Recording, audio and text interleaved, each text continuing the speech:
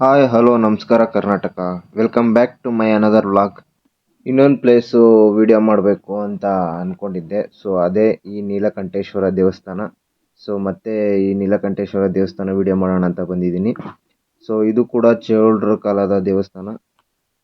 So ಇದನ್ನು ಚೋಳರು ನಿರ್ಮಾಣ ಮಾಡಿದ್ದು ಅಂತ ಹೇಳ್ತಾರೆ. ಸೊ ತುಂಬ ಹಳೆಯ ದೇವಸ್ಥಾನ ಇದು.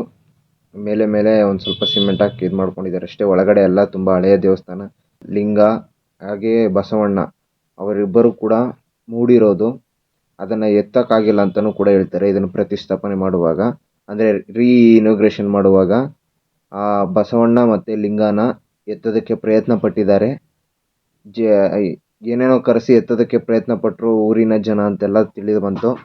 ಸೊ ಅದನ್ನು ಎತ್ತಕ್ಕಾಗಿಲ್ಲಂತೆ. ಹಂಗೆ ಅಲ್ಲಿ ಸುತ್ತ ಏನೋ ಕಾಂಪೌಂಡ್ ಥರ ಕಟ್ಟಿ ಮುಚ್ಚಿದ್ರು ಅಂತ ಹೇಳ್ತಾರೆ. ಸೊ ಇನಾಗ್ರೇಷನ್ ಅಂದರೆ ಫುಲ್ಲು ಹೊಸ್ದಾಗೇನು ಕಟ್ಟಿಲ್ಲ. ಸೊ ಈ ಕಂಬ ಏನು ನೋಡ್ತಿದ್ದಾರೆ, ಈ ಕಂಬ ಮೊದಲೇ ಇತ್ತು, ಚೋಳರು ನಿರ್ಮಾಣಿಸಿದ್ದೇನೆ. ಆದರೆ ಇದರ ಸುತ್ತ ಕಟ್ಟಿದಾರಲ್ಲ ಈ ಕಾಂಪೌಂಡು, ಇದು ಇವರು ಕಟ್ಕೊಂಡಿರೋದಷ್ಟೇ. ಸೊ ಬನ್ನಿ ಒಳಗಡೆ ಹೋಗೋಣ, ಒಳಗಡೆ ಹೆಂಗಿದೆ ನೋಡೋಣ. ಚಂದ್ರಚೂಡ ಶಿವಶಂಕರ ಪಾರ್ವತಿ ರಮಣ ನಿನಗೆ ನಮೋ ನಮಃ.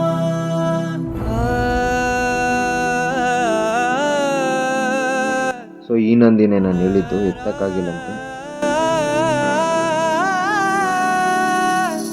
ಸುಂದರತರ ಪಿನಾಕಧರ ಹರ ಸುಂದರತರ ಪಿನಾಕಧರ ಹರ ಗಂಗಾಧರ ಗಜಾಚರ್ಮಾಂಬರಧರ ಗಂಗಾಧರ ಗಜ ಚರ್ಮಾಂಬರಧರ ಚಂದ್ರಚೂಡ ಶಿವಶಂಕರ ಪಾರ್ವತಿ ರಮಣ ನಿನಗೆ ನಮೋ ನಮಃ.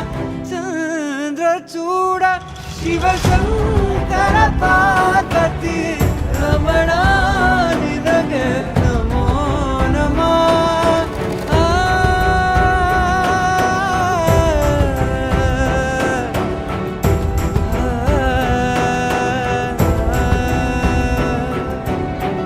ಕೊರಳಲಿ ಭಸ್ಮರುದ್ರಾಕ್ಷವ ಧರಿಸಿದ ಪರಮ ವೈಷ್ಣವನು ನೀನೇ. ಈ ದೇವಸ್ಥಾನನ ಚೋಳರೇ ನಿರ್ಮಾಣಿಸಿದ್ದು ಅಂತ ಹೇಳೋದಕ್ಕೆ ಇರುವ ಒಂದು ಸಾಕ್ಷಿ ಅಂತಲೇ ಹೇಳ್ಬೋದು.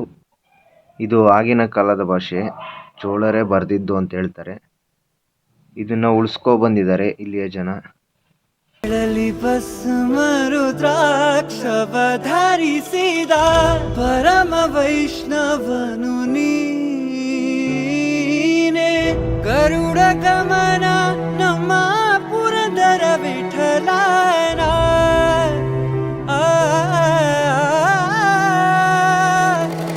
ಗರುಡ ಗಮನ ನಮ್ಮ ಪುರಂದರ ವಿಠಲನ. ಇಲ್ಲಿ ಒಂದು ವಿಗ್ರಹ ಇತ್ತು. ಸೊ ಇವಾಗ ಮುರಿದಾಕ್ಬಿಟ್ಟಿದ್ದಾರೆ. ಯಾರು ಮುರಿದಾಕಿದ್ರು ಏನೋ ಗೊತ್ತಿಲ್ಲ, ಮುರಿದೋಗಿದೆ. ಈ ವಿಗ್ರಹ ಬಂದು ಶಿವನ ಪತ್ನಿಯಾದಂತರ ಪಾರ್ವತಿ ದೇವಿದು, ಪಾರ್ವತಿ ಅಮ್ಮನವರು. ಇಲ್ಲಿ ಪಕ್ಕದಲ್ಲಿ ನೋಡ್ತಿರೋಂಥ ವಿಗ್ರಹ ಬಂದು ಚಂಡಿಕಾಂಬ ಅಂತ. ಇದನ್ನ ಇನಾಗ್ರೇಷನ್ ಮಾಡಿದಾಗ ಕೆತ್ತಿಸಿ ಇಟ್ಟಿರೋದಂತೆ. ಈ ಬಂಡೆ ಏನು ನೋಡ್ತಿದ್ದೀರಾ, ಇದು ಬಂಡೆ ಅಲ್ಲ, ಹಂಡೆ ಅಂತ ಹೇಳ್ತಾರೆ. ಅಂದರೆ ಪಾರ್ವತಿ ನೀರು ಕಾಯಿಸ್ತಾ ಇದ್ದಂಥ ಹಂಡೆ ಇದು. ಅದು ಹೊಲ, ನೀರು ಕಾಯಿಸ್ತಾ ಇದ್ದಂಥ, ಇಲ್ಲಿ ಬೆಂಕಿ ಹಾಕಿ ನೀರು ಕಾಯಿಸ್ತಾ ಇದ್ರು ಅಂತ ಹೇಳ್ತಾರೆ. ಇದನ್ನು ಎಷ್ಟರ ಮಟ್ಟಿಗೆ ನಂಬ್ತಿರೋ ಬಿಡ್ತಿರೋ ಅದು ನಿಮಗೆ ಬಿಟ್ಟಿದ್ದು. ಬಟ್ ಇದೇ ಇಲ್ಲಿಯ ಜನ ಹೇಳುವಂಥ ಕತೆ. ಅದು ಕೂತಿರೋದು ಕೂಡ ಹಾಗೇ ಇದೆ, ನೀರು ಒಲೆ ಥರ. ಈ ಬಂಡೆಯನ್ನು ಅದೆಷ್ಟೋ ಕೋಟಿಗೆ ಖರೀದಿಸಿ ಯಾರೋ ಒಬ್ಬ ಇದನ್ನು ಕೊಂಡೊಯ್ಯುವಂಥ ಪ್ರಯತ್ನ ಮಾಡಿದ್ನಂತೆ.